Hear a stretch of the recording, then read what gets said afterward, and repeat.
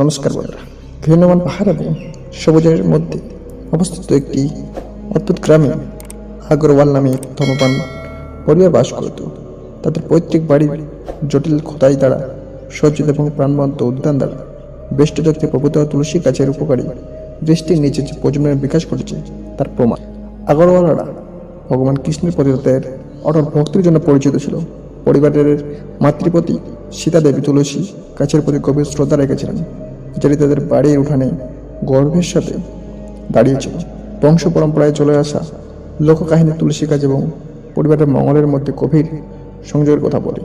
এক সন্ধ্যায় দিগন্তের নিচে সূর্য ডুবে যাওয়ার সাথে সাথে সীতা দেবী তার নাতিনি চারপাশে জড়ো করেছিলেন। গম্ভীর্যের বোধের সাথে তিনি কৃষ্ণমণি বর্ণনা করতে শুরু করেছিলেন, যা পরিবারের বিদায়ে জড়িয়েছিল।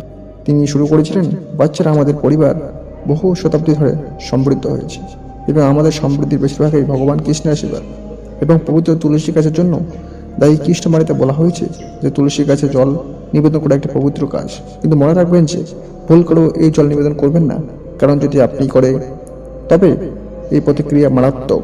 তার নাতি নাতনিরা তার কথার মধ্যাকর্ষণে মুগ্ধ হওয়ার সাথে সাথে সীতাদেবী তার গল্প চালিয়ে যান। বাণী সতর্ক করে যে তুলসীর জন্য জল ভুলভাবে অন্য কোথাও, বিশেষ করে অন্য গাছ বা দেবতাকে নিবেদন করা হলে পরিবারটি আগুনের ধ্বংসাত্মক শক্তির মুখোমুখি হবে। আগুনের শিখা কেবল আমাদের শারীরিক অসুস্থানই নয়, আমাদের সমৃদ্ধিও গ্রাস করবে, দরিদ্র ও কষ্টের দিকে নিয়ে যায়। সতর্কতামূলক গল্পের ওজন শোষণ করে শিশুরা চোখ বড় করে মনোযোগ সহকারে শোনে। সীতাদেবী অত্যন্ত আন্তরিকতা এবং মনোযোগের সাথে আচার পালনের মুহূর্তের উপর জোর দিয়েছিলেন, নিশ্চিত করেছিলেন যে তুলসী গাছের জন্য অভিপ্রাত ঐশ্বরিক শক্তির ভুল পথে পরিচালিত হয়নি। বছর অতিবাহিত হওয়ার সাথে সাথে আগরওয়াল পরিবার ভগবান কৃষ্ণবাণী এবং তুলসী গাছের প্রতি তাদের ভক্তি অব্যাহত রেখেছে। প্রাঙ্গণটি একটি পবিত্র স্থান ছিল এবং প্রতিদিন তারা তাদের আচার অনুষ্ঠানের সাথে শ্রদ্ধা ও মনশীলতার সাথে যোগাযোগ করেছিল।